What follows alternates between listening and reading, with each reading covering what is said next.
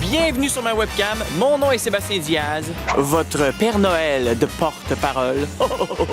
Et je tenais à profiter du fait que je suis présentement en tournage à Québec pour vous annoncer, oui, cher public, vous le savez, que la première moitié de la compétition du triathlon du français est officiellement terminée.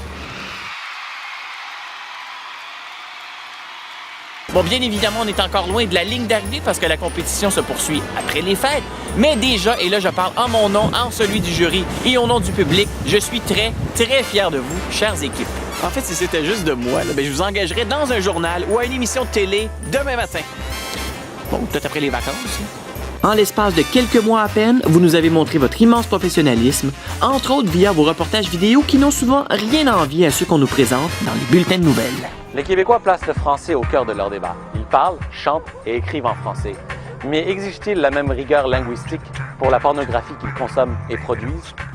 Belles images, montage efficace, bons choix musicaux, vous avez fait de l'excellent travail. Bon, il faut parler bien évidemment de votre travail colossal côté recherche.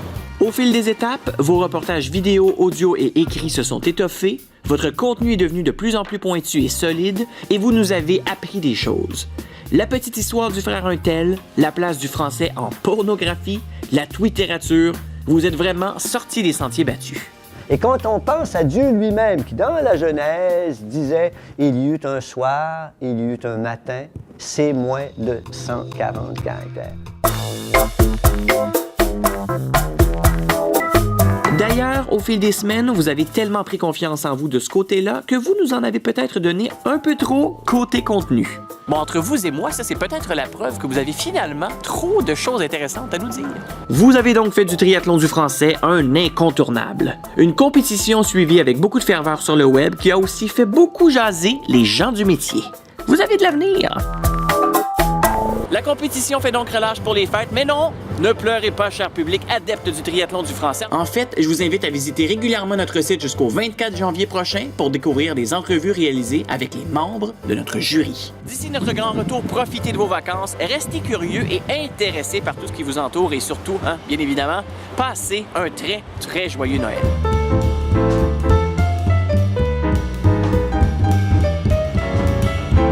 On se retrouve en janvier.